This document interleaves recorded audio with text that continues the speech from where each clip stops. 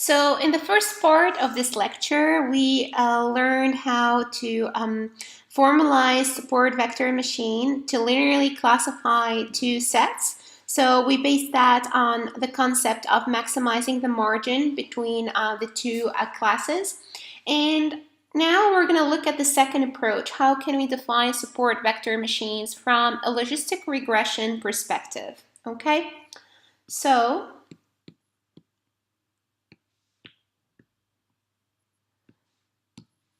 right, so here, if you guys remember, when we looked at logistic regression, our goal was to estimate the parameters W and B in such a way that when we map when we have an input observation xi, our sample xi, this we can predict the response yi or its score yi by just plugging it into the sigmoid function, giving the optimal parameters. Okay, so let's say we have a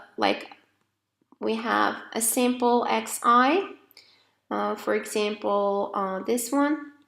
So this is our sample xi, and here this is the ground truth response yi, this score that we want to predict, and its prediction is actually this value, yi hat. Okay, so this is the prediction by the sigmoid function or the logistic regression model, where we want to minimize basically the distance, the least squares between the predicted scores or responses and the ground truth responses. Okay, so any thoughts just by looking at this this plot? Basically, how can we leverage regression, like logistic regression, to classify points into two different classes?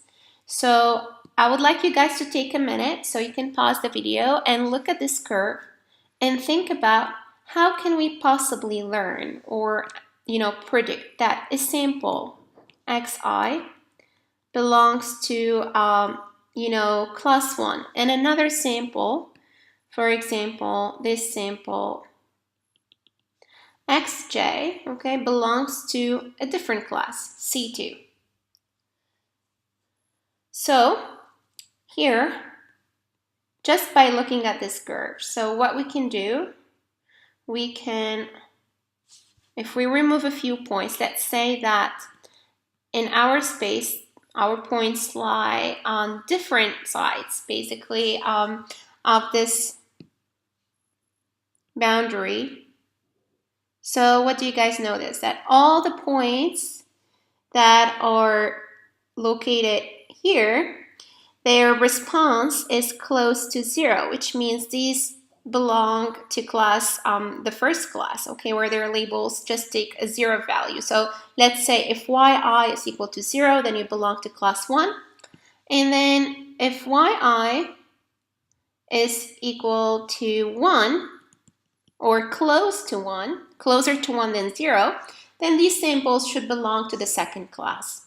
So basically what we want to do, we want to find the parameters of the sigmoid function in such a way that the points that are, once we transition to its upper bound, okay, where everything, all values level off, so the function is like, it's kind of constant right there. So we want to basically classify all those points as 1. So the response for all those points belonging to the same class should be 1. And the response for points belonging to the second class,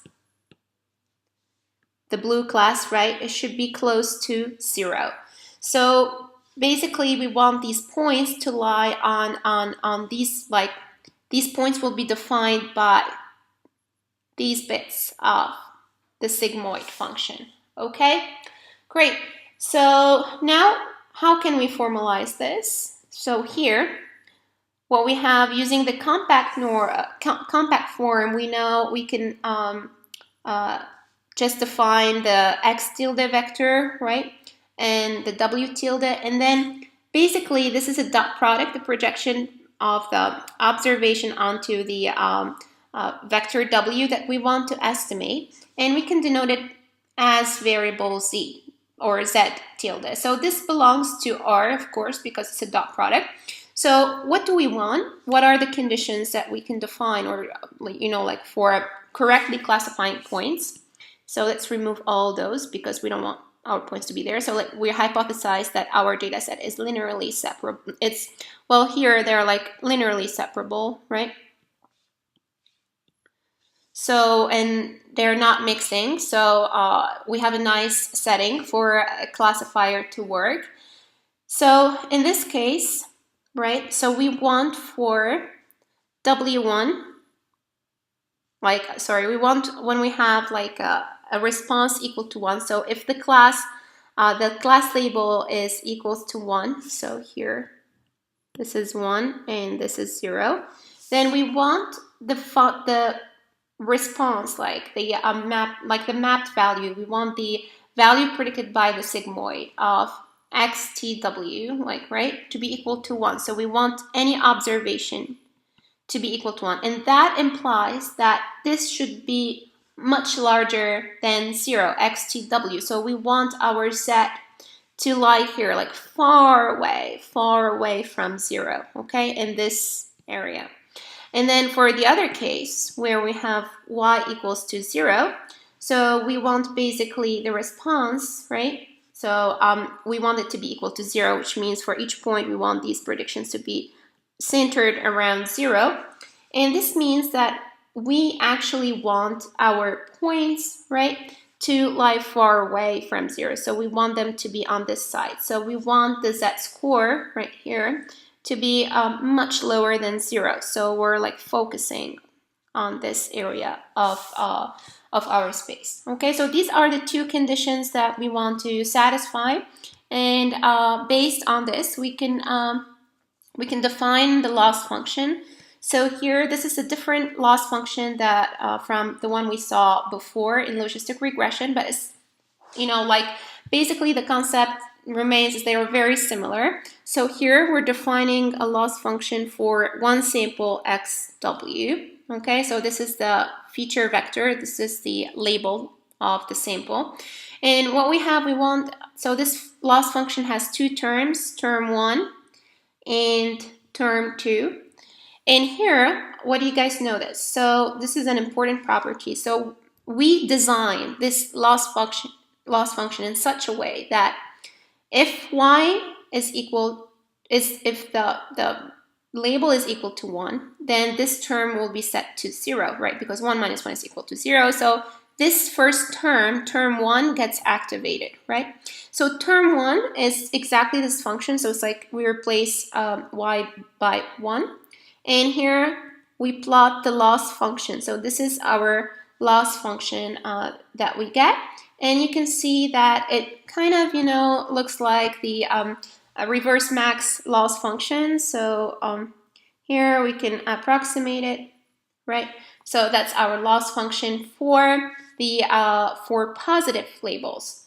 Now for the other case, if we set w like the y to 0, then this term 1 will be equal to 0, and this gets activated. Okay, so here we plot this function, the log of 1 minus the sigmoid function, right? Like sigmoid.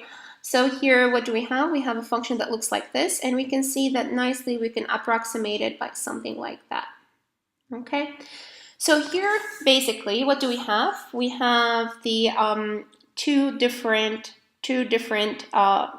loss functions, right? So this one we can call it L1, that gets activated when the label is equal to 1, and then like L, we can call it L. So this one for the positive class, let's call it like L maybe plus, right, for positive class, and L minus for the negative class, for the other class. Okay, so here what we have two different functions or losses that we stitch together, and one gets activated when the other one is deactivated. Okay, so this is a regular logistic regression problem that we can use for classification. Now, if you guys remember, it's always better to regularize logistic regression because it's based on nonlinear functions, right? So here we add the regularization term, that is, the squared norm of the vector W. And then in this case, the support vector machine loss, the LSVM loss, will be defined as a sum over all training samples of, labels times the positive loss and the negative loss function plus the regularization term. Okay, and what we need to do next is basically to solve for this and find the optimal parameters W and B that allow us to do a good classification. So this is another way of defining support vector machines based on the log loss function. Now for when we want to classify, so here we plug in our testing sample into the sigmoid function, giving the optimal set of parameters W, and then depending on the response, if we get 1, it means X. Well, it means that basically this is positive, so we will get 1 if this is, the dot product between these two. Remember, it's all based on dot products or inner products between two vectors. So if the projection of the vector X ts onto the parameter vector W tilde, right? So if it's positive, so in this case it is positive, then the response will be 1. And if it is negative, right, so this is a negative. So if we have X test right there, so we know that this is negative because by definition of dot product, it's the angle here is greater than 90 degrees. So basically the response will be equal to 0, and this is the class label of that we have predicted. Okay, so in its non-compact form, we can write this in a non-compact form. So we have X test, right, transpose, W plus B, and star because these are optimal. And then we'll get either 1 or 0. So we'll get 1 if X test transpose W plus B is larger than 0 and 0 otherwise. Okay, so you can see that this is quite similar to what we had before, but